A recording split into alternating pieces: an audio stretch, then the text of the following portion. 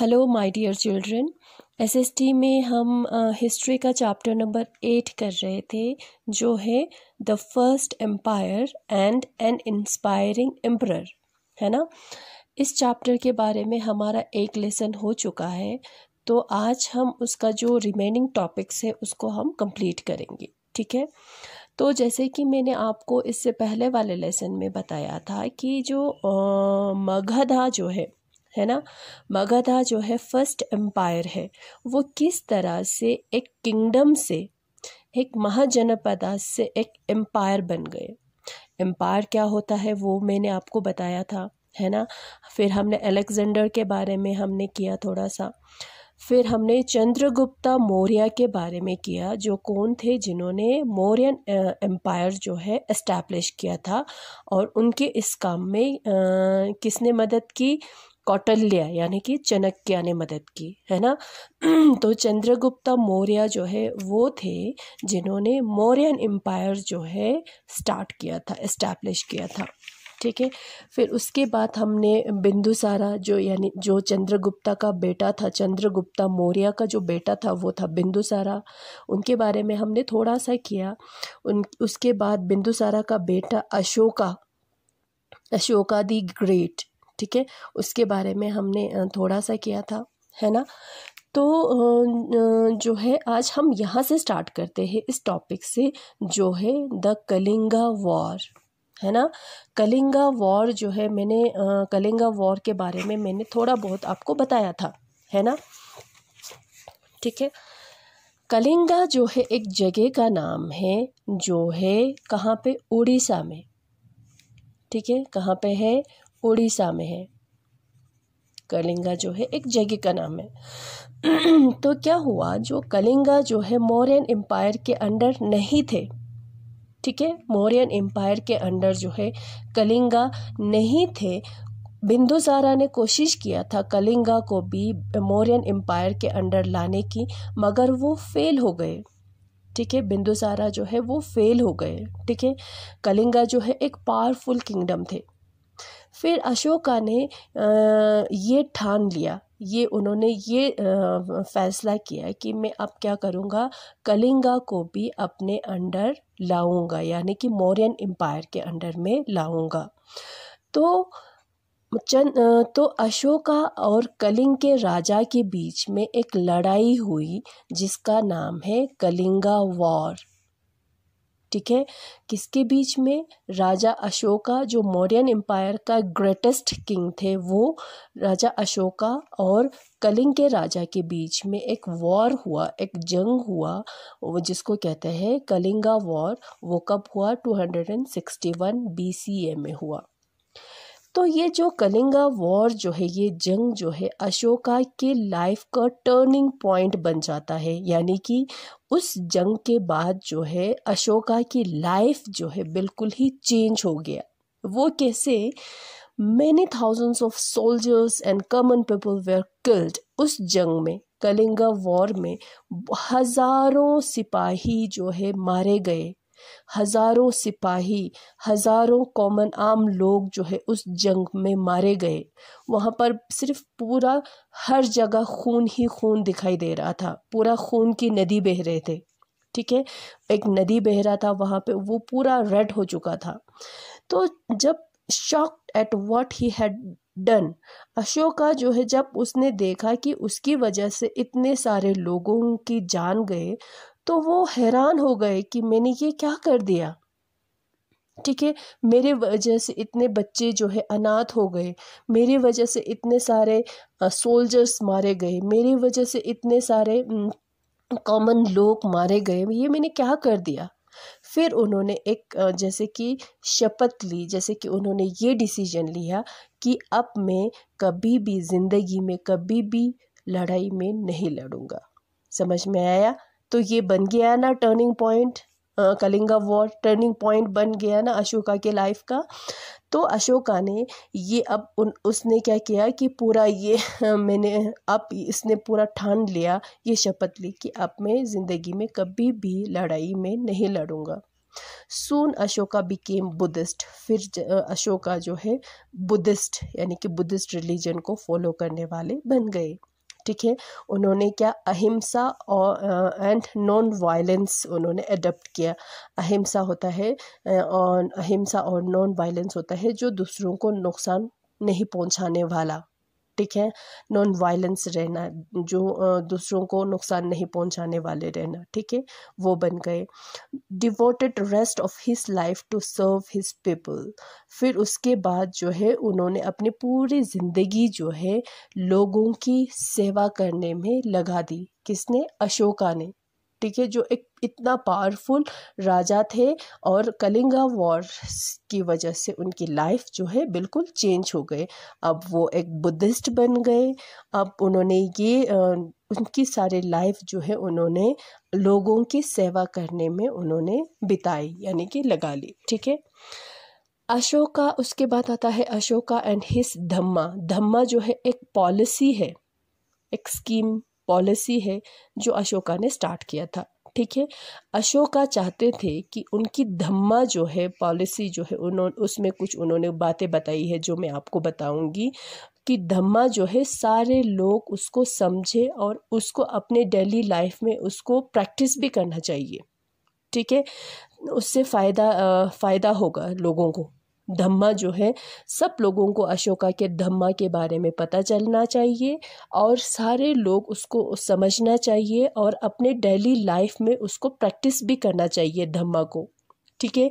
इसलिए उन्होंने क्या किया, अपने धम्मा पॉलिसी को उन्होंने पिलर, जो पत्थर से बना हुआ पिलर होता है ना, केव, गुफाओं में पिलर्स पे या पत्थरों पे उन्होंने खोद के लिखा और जगह जगह पे उन्होंने उसको स्प्रेड कर दी, फैला दिया जगह जगह पे, हर जगह जो है उस धम्मा पॉलिसी को उन्होंने फैलाया, ठीक है, ताकि लोग उसको समझे और उसको फॉलो भी करें, ठीक है। और उस धम्मा को यानी कि उस पॉलिसी को खोद के लिखने में उन्होंने कौन सी लैंग्वेज यूज़ किया? प्राकृत लैंग्वेज यूज़ किया। वो कॉमन लोगों का लैंग्वेज हुआ करता था, इसलिए ताकि हर लोग उस धम्मा को समझे पढ़ पाए, तो इसलिए उन्होंने जो कॉमन लैंग्वेज जो है वो यूज़ किया धम्मा को लिखने के लिए, ठीक है। और उस धम्मा को मेंटेन करने के लिए उन्होंने कुछ ऑफिसर्स भी उन्होंने अपॉइंट किया, ठीक है, जिसको धम्मा महामातास बोलते हैं, ठीक है। अब उस धम्मा के अकॉर्डिंग अशोका लोगों को ये बताते हैं, क्या बताते हैं? ओबे दियर पेरेंट्स के ओबे करना चाहिए, उनके रेस्पेक्ट करना चाहिए। दोस्तों के साथ जो है क्या होना चाहिए? लिबरल होना चाहिए। अपने रिलेटिव्स से, अपने सब लोगों के साथ क्या रहना चाहिए? हमेशा लिबरल रहना चाहिए। नॉट टू किल एनिमल्स, जानवरों को कभी भी नहीं मारना चाहिए। एक्सपेंडिचर यानी कि खर्च जो है हम करते हैं ना अपने डेली लाइफ में, वो मॉडरेट करना चाहिए, ना ज़्यादा खर्चा नहीं करना चाहिए पैसे, ठीक है। कंपैशन होना चाहिए। ट्रूथफुलनेस जो है उसको हमें फॉलो करना चाहिए, ठीक है। जो सर्वेंट होता है ना, जो घर में, उनको बहुत केयर के साथ उनके ट्रीट करना चाहिए। ऐसा नहीं कि वो हमारा नौकर है करके उन पे चिल्लाए, उनको गाली दे, ऐसा नहीं होना चाहिए। उनके साथ जो है केयर से, प्यार से ट्रीट करना चाहिए, ठीक है। ये उन्होंने बताया था उनके धम्मा पॉलिसी में, जो उन्होंने पत्थरों पे खोद के लिखकर जगह जगह पे उन्होंने स्प्रेड करवाए, ताकि लोगों को लोग इसको समझे, इस बात को समझें और इसको अपने डेली लाइफ में उसको प्रैक्टिस भी करें। समझ में आया?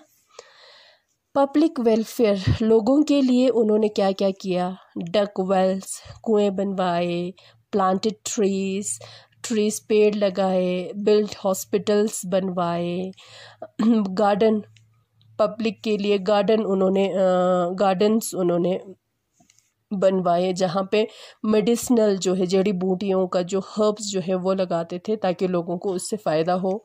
मोनेस्ट्रीज, गोम्पास उन्होंने बनवाए, ठीक है, जहाँ पे लामा और जो मोस होता है, नन्स और मंक जो है वहाँ पे रह सके और अपना टीचिंग जो है वहाँ पे कर सके, स्टडी कर सके, इसलिए, ठीक है। ये सारा किसने किया? अशोका ने किया। सॉरी। अब हमारा इसके बाद आता है द मौर्यन एडमिनिस्ट्रेशन। मौर्य का मौर्यन एम्पायर का एडमिनिस्ट्रेशन सिस्टम कैसा होता था, यानी कि गवर्नमेंट कैसा होते थे, समझ में आया। तो the empire was divided into smaller unit for better administration. अच्छे से संभालने के लिए, एडमिनिस्टर करने के लिए पूरे एम्पायर को उन्होंने छोटे छोटे यूनिट्स में डिवाइड किया हुआ था, जैसे कि प्रोविंसेस में, डिस्ट्रिक्ट्स में और विलेजेस में, ठीक है। फॉर एग्जाम्पल ये हो गया, ये एम्पायर हो गया, ठीक है। अब ये क्या होता है, ये प्रोविंसेस, ठीक है। प्रोविंसेस होता है, हर प्रोविंस में डिवाइड किया। अब इस प्रोविंस में और एक और डिवीजन आएगा, जो आएगा डिस्ट्रिक्ट। उस डिस्ट्रिक्ट में एक और डिवीजन आएगा, जो आएगा विलेज, गांव, ठीक है। पूरे एम्पायर को उन्होंने प्रोविंसेस में डिवाइड किया। अब उस प्रोविंसेस को संभालने के लिए उन्होंने एक वाइसरॉयस रखा, एक ऑफिसर रखा जिसको वाइसरॉयस कहते थे। वो ज़्यादातर राजकुमार होते थे, राजकुमार प्रिंसेस जो है एक प्रोविंसेस को संभालते थे, एक प्रोविंस को संभालते थे। फिर प्रोविंस को उन्होंने अलग डिवाइड किया डिस्ट्रिक्ट में। डिस्ट्रिक्ट का हेड होता था स्थानिका, स्थानिकास जो है वो डिस्ट्रिक्ट का हेड होता था, डिस्ट्रिक्ट को संभालते थे। और डिस्ट्रिक्ट को उन्होंने डिवाइड किया विलेजेस में, गांव में, और गांव का जो हेड होता था वो होता था ग्रामीण। ग्रामीण जो है गांव को संभालते थे, इस तरह से, ताकि पूरे एम्पायर को अच्छी तरह से एम्पायर एडमिनिस्टर कर पाए। इस तरह से उन्होंने डिवाइड किया हुआ था, डिवीजन किया हुआ था मौर्यन एम्पायर के अंडर, समझ में आया। इस तरह से कुछ मौर्य का एडमिनिस्ट्रेशन होता था। पतलीपुत्रा, यानी कि जो मॉडर्न पटना है ना, उसको पतलीपुत्रा कहते थे। पतलीपुत्रा जो है क्या था, मौर्यन एम्पायर का कैपिटल सिटी था, कैपिटल, ठीक है। तो उस पतलीपुत्र को संभालने के लिए, पतलीपुत्र को संभालने के लिए कितने, उन्होंने एक कमेटी बनाया, एक ग्रुप ऑफ पीपल, जिसमें कितने लोग होते थे, 30 लोग का एक कमेटी बनाया, ऑर्गेनाइजेशन बनाया, एक ग्रुप बनाया। और उस 30 जिसमें 30 लोग हैं, उस कमेटी को उन्होंने डिवाइड किया 6 ग्रुप में, अलग अलग 6 ग्रुप में। और ये 6 ग्रुप जो है एक एक ग्रुप एक एक डिपार्टमेंट को संभालते थे, समझ में आया। कोई ट्रेड को संभालते थे, कोई रेवेन्यू सिस्टम को संभालते थे, या कोई सिक्योरिटी जो है वो संभालते थे। इस तरह से पतलीपुत्र को संभालते थे, ठीक है। उसको संभालने के लिए क्या बनाया, एक कमेटी बनाया जिसमें 30 लोग होते थे, 30 मेंबर्स थे। और उस कमेटी को फर्दर उन्होंने 6 ग्रुप में डिवाइड किया, और 6 ग्रुप में हर एक ग्रुप को एक एक डिपार्टमेंट दिया संभालने के लिए, समझ में आया। सोसाइटी वो होता है जहाँ पे लोग रहते हैं, वो कैसा था, वरना कास्ट सिस्टम था वहाँ पे बहुत ज़्यादा, ठीक है। मौर्यन एम्पायर के टाइम पे कास्ट सिस्टम, हाई कास्ट, लो कास्ट, ठीक है, वो होते थे। जो अपर कास्ट होते थे, यानी कि हाई कास्ट होते थे, उनको हमेशा फेवर मिलता था, ठीक है। Large number of people were farmers, ज़्यादातर लोग जो है सोसाइटी में क्या थे, फार्मर्स थे, यानी किसान थे, ठीक है। वहाँ पे इन्वायरमेंटल प्रोटेक्शन भी होते थे, समझो। उस टाइम जो है इन्वायरमेंटल प्रोटेक्शन अभी होता है, इन्वायरमेंटल प्रोटेक्शन के लिए अभी नए नए स्कीम्स निकाला जाता है, प्लान्स निकाला जाता है। उस टाइम में भी, मौर्य के टाइम में भी इन्वायरमेंटल प्रोटेक्शन के लिए स्टेप्स लिया जाता था, जैसे कि प्लांट्स को तोड़ने के लिए मना कर देना, ठीक है, इस तरह से होते थे, ठीक है। ट्रेड कैसा होता था, ट्रेड एंड इंडस्ट्री, यानी कि ट्रेड यानी कि बिजनेस, एक जगह से दूसरे जगह पे सामान ले जाना, उनको बेचना या ख़रीदना, उसको ट्रेड कहते हैं, समझ में आया। ट्रेड जो है वो होते थे अपने इंडिया के अंदर भी होते थे, इंडिया के बाहर के देशों के साथ भी ट्रेड रिलेशन होते थे उस टाइम, मौर्य के टाइम में भी, समझ में आया। टेक्सटाइल, कपड़े का, लकड़ी का, जो हाथी के दांतों से बना हुआ ऑब्जेक्ट्स होते हैं ना उनका, या परफ्यूम्स का, ज्वेलरी का जो है ट्रेड होता था, बिजनेस होता था, उनको ख़रीदा भी जाता था, बेचा जाता था। समझ में आया। और दूसरे जो ट्रेड जो है किसके साथ, जो बाहर के कंट्री के साथ, कौन कौन से कंट्री के साथ ट्रेड रिलेशन थे? रोम के साथ, इजिप्ट के साथ, चाइना के साथ, श्रीलंका के साथ। ठीक है। और जो है उन्होंने एक हाईवे बनाया, यानी कि रास्ता, हाईवे बनाया जो तक्षशिला और पतलीपुत्रा को जोड़ते हैं। तक्षशिला कहाँ पे है? अभी पाकिस्तान में है, पंजाब पाकिस्तान में है। पतलीपुत्रा जो है मौर्यन एम्पायर का जो कैपिटल है, तक्षशिला और कैपिटल को वो हाईवे जोड़ते थे, वो उन्होंने बनवाया, मौर्यन राजा ने बनवाया। ठीक है। फिर जो है उसके बाद उसको रिपेयर किया, फिर उसको फिर से बनाया। अभी जो है वो रोड जो है ग्रैंड ट्रंक रोड से मशहूर है। किस रोड से? Grand trunk road. Grand trunk road जो है किसने बनवाया था? सबसे पहले मौर्यन ने बनवाया था। समझ में आया। ट्रेड गिल्ड होता है जो ट्रेड का ग्रुप बनाते थे वो लोग। अब उस ग्रुप में हर एक ट्रेड, जैसे कि मान लो मैं टेक्सटाइल की बिजनेस करती हूँ। समझ में आया। टेक्सटाइल क्या होता है? कपड़ा होता है। मान लो कि मैं इस कपड़े का क्या करती हूँ? बिजनेस करती हूँ। कोई लकड़ी का बिजनेस करता है। अब जो मेरे जैसा कपड़े का बिजनेस करने वाले बहुत सारे होंगे, है ना। तो हम क्या करेंगे, जो टेक्सटाइल का बिजनेस करते हैं उस सब का एक ग्रुप होगा, हमारा एक ग्रुप होगा, उसको गिल्ड्स बोलते थे, यानी कि श्रेणीज बोलते थे। श्रेणी यानी कि उसका ग्रुप बनाना। और हम उस ग्रुप में रूल्स एंड रेगुलेशंस होते थे कि हमें कितने में भेजेंगे, हम कहाँ से सामान खरीद के लाएंगे, कहाँ बेचने के लिए हम जाएंगे, इस तरह करके उसका भी कुछ रूल्स एंड रेगुलेशंस होते थे, जो सारे ग्रुप में, जितने भी ग्रुप में उस ग्रुप में मेंबर है उनको फॉलो करना होता था। उसको ट्रेड गिल्ड बोलते हैं। समझ में आया।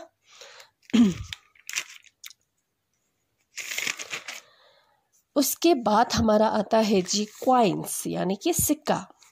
पंच मार्क कॉइन्स यूज़ करते थे। आपको याद होगा, इससे पहले हमने चैप्टर में पढ़ा था, आपको मैंने बताया था कि पंच मार्क्ड कॉइन्स क्या होता है। पंच मार्क्ड कॉइन्स जो है सिल्वर का बना हुआ कॉइन होता था, सिक्का होता था। ठीक है। जिसमें अलग अलग सिंबल्स जो है उसके साथ स्टैम्प किया हुआ होता था, उसका छवि छापते हैं ना, उसको डिज़ाइन बनाना। ठीक है। या ले लो, जैसे कि प्लांट का ले लो या इस तरह से ले लो। ठीक है। वो होता था पंच मार्क्ड कॉइन्स जो है, वो सिक्का जो है यूज़ करते थे।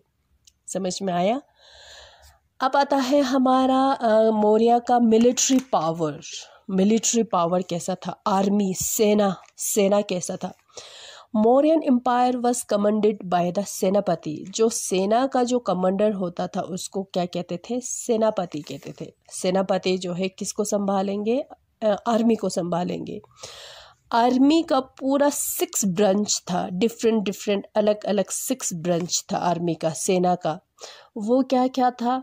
कैवलरी वो होते थे जो क्या करते थे, किस आर्मी को बोलते थे? जो घुड़सवार सेना, घुड़सवार सेना को कैवलरी बोलते हैं। इन्फेंट्री, पैदल सेना, जो पैदल चलकर जो लड़ाई करते हैं वो। कैवलरी, जो घुड़सवार करके जो लड़ाई करते हैं वो। चैरियट्स, यानी कि जो रथ पे बैठकर। ठीक है। एलिफेंट्स पे बैठकर, ट्रांसपोर्ट। ठीक है। और नेवी, नौसेना कहते हैं जिसको। ये था। सोचो कितना पावरफुल आर्मी है मौर्यन एम्पायर का, है ना। 6 ब्रांच में पूरा डिवाइड किया हुआ था, cavalry, infantry, chariot, elephants, transport और नेवी करके। और हर एक जो है सेना का, मिलिट्री का जो है इंचार्ज होते थे, कमांडर होते थे, कमांड करते लीडर होते थे, जिसको सेनापति बोलते थे। ठीक है। उसके बाद आता है कॉन्टैक्ट्स विथ फॉरेन लैंड्स। जो बाहर के देशों के साथ कैसा रिलेशन था। Ashoka sent missions to several lands to Greek state. Ashoka ने अपना मिशन भेजा, यानी कि बुद्धिज़्म को, धम्मा को स्प्रेड करने के लिए कहाँ पे, ग्रीक स्टेट्स में भेजा। ठीक है, इंडिया के वेस्ट सब कॉन्टिनेंट में उन्होंने भेजा। ये माना जाता है, लोग ये कहते हैं कि अशोका का बेटा जो जिनका नाम है महिंद्रा, और उनका बेटी डॉटर जिनका नाम है संघमित्रा जो है, उन्होंने, इन दोनों ने श्रीलंका में बुद्धिज़्म जो है उन दोनों ने फैलाया। ठीक है, किसने फैलाया? अशोका का बेटा जिनका नाम था महिंद्रा, और उनका बेटी जिनका नाम था संघमित्रा, इन दोनों ने कहाँ पे, श्रीलंका में बुद्धिज़्म रिलीजन को फैलाया, ऐसा कहते हैं। ठीक है, फिर हमारा लास्ट में आता है जी the end of the empire.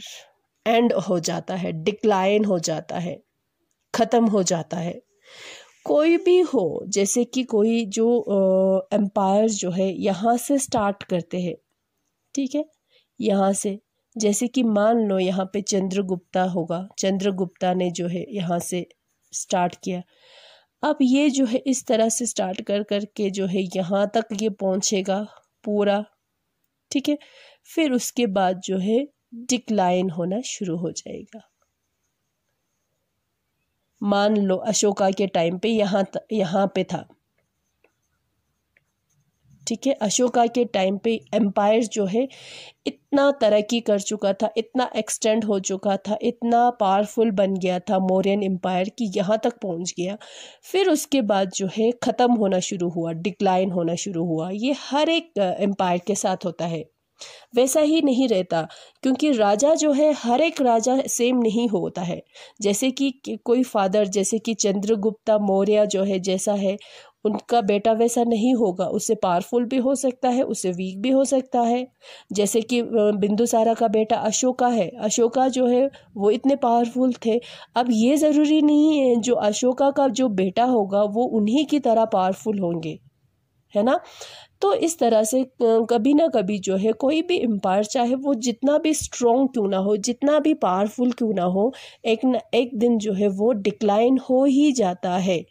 ठीक है, वो ख़त्म हो ही जाता है, एंड हो ही जाता है, एंड हो ही जाता है। फिर एक नया एम्पायर आ जाता है, फिर इस तरह से वो इस तरह से पहुंच जाता है, हर एक का है। ठीक है, तो अब हम देखते हैं कि मौर्यन एम्पायर जो है वो किस तरह से ख़त्म हुए, एंड हुए। Ashoka ruled for 37 years. Ashoka ने रूल किया, राज्य किया, कितने साल के लिए? 37 ईयर्स के लिए। ठीक है, 37 ईयर्स के लिए। फिर अशोका के डेथ के बाद, है ना, वो एम्पायर जो है, ऐसा नहीं है पूरा अशोका के डेथ हो गए बस वो एम्पायर भी ख़त्म हुआ, ऐसा नहीं है। अशोका के डेथ के बाद कुछ राजा बने, उनका बेटा राजा बना, फिर राजा कुछ बने, मगर वो सारे इतने पावरफुल, इतने स्ट्रोंग नहीं थे जितना अशोका, बिंदुसारा और चंद्रगुप्ता मौर्य थे। ठीक है, तो क्या हुआ, धीरे धीरे करके द मौर्यन एम्पायर डिक्लाइन होना शुरू हुआ with in a few years of his death. उसके डेथ के बाद जो है, कुछ सालों के बाद जो है, मौर्यन, किसके डेथ के? अशोका के डेथ के कुछ सालों के बाद जो है मौर्यन एम्पायर जो है वो डिक्लाइन होना, यानी कि वो ख़त्म होना शुरू हो गया। अब उसके कुछ वजह बताया हुआ है, रीजंस बताया हुआ है कि क्यों ख़त्म हुआ। ठीक है, वैसे तो ख़त्म तो होता ही है, हर एम्पायर ख़त्म हो जाता है, मगर फिर भी ये कुछ रीज़न बताया हुआ है। देखो, फर्स्ट वजह क्या हो सकता है? It might have become difficult to run such vast empire.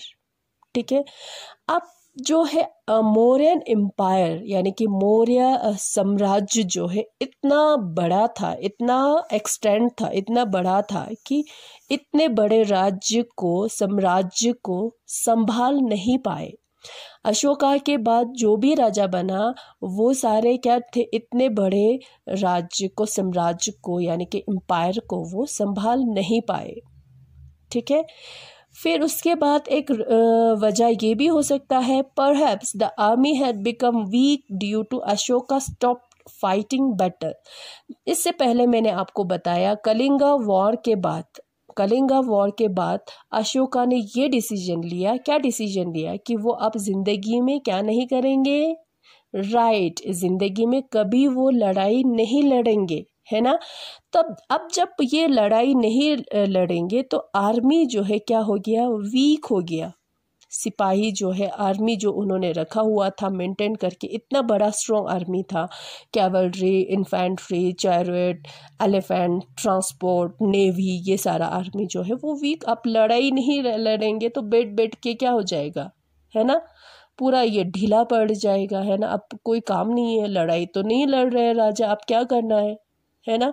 नहीं तो ऐसा होता है जब अगर कंटिन्यूसली कोई लड़ाई लड़ते रहता है, राजा जंग पे जाते रहता है, तो सिपाही भी अलर्ट हो जाता है कि हाँ तैयार रहते हैं जंग के लिए हमेशा। अब बैठे बैठे क्या हो गया, जैसे कि जंग लग गया, है ना, जैसे कि उनके आर्मी को क्या लग गया, जैसे कि जंग लग गया। क्यों, क्योंकि अशोका ने ये डिसीजन लिया था कि अब वो जिंदगी में कभी नहीं लड़ेंगे, है ना। तो ये भी एक वजह हो सकता है। अब तीसरा वजह, थर्ड क्या हो सकता है, अशोका सक्सेसर वर वीक। अशोका जो सक्सेसर्स क्या होता है, जो अशोका के बाद जो राजा बनता है उसको सक्सेसर कहेंगे, ठीक है। यानी कि बिंदुसार जो है चंद्रगुप्त मौर्य का सक्सेसर था, अशोका जो है बिंदुसारा का सक्सेसर था। उस तरह से अशोका के बाद जो भी राजा बने वो वीक थे, कमज़ोर थे, वीक थे, ठीक है, वीक थे, और वो एम्पायर को संभाल नहीं पाए। और इस तरह से कुछ धीरे धीरे धीरे करके मौर्य एम्पायर जो है वो डिक्लाइन होना शुरू हुआ, ख़त्म होना शुरू हो गया, एंड हो गया, ठीक है। जो चंद्रगुप्ता के टाइम पे, बिंदुसारा के टाइम पे और अशोका के टाइम पे बहुत ज़्यादा एक्सटेंड हो गए थे, बहुत ज़्यादा स्ट्रॉन्ग हो गए थे, है ना। तो इस तरह से मैंने आपको बताया डिक्लाइन होना शुरू हो गया, ठीक है जी। तो ये हमारा ये चैप्टर कंप्लीट हो जाता है, समझ में आया ना। इसमें हमने ज़्यादातर मौर्यन एम्पायर के बारे में हमने पूरा किया, है ना। मौर्यन एम्पायर जो है, जिन्होंने मौर्यन साम्राज्य जो शुरू किया था, किसने एस्टैब्लिश किया था, जिसको चंद्रगुप्त मौर्य ने, ठीक है। फिर बिंदुसार आए, फिर अशोका आए, फिर अशोका के लाइफ में जो जो हुआ, फिर उसके बाद अशोका ने जो जो किया वो हमने पढ़ा, ठीक है। फिर उनके एडमिनिस्ट्रेशन सिस्टम के बारे में किया, मिलिट्री पावर के बारे में किया, है ना। हर चीज़ हमने इसमें कवर की, और किस तरह से मौर्यन एम्पायर जो है एंड हो गए वो भी हमने किया, ठीक है। अब हम नेक्स्ट लेसन में इसका हम एक्सरसाइज करेंगे, ठीक है। Thank you children.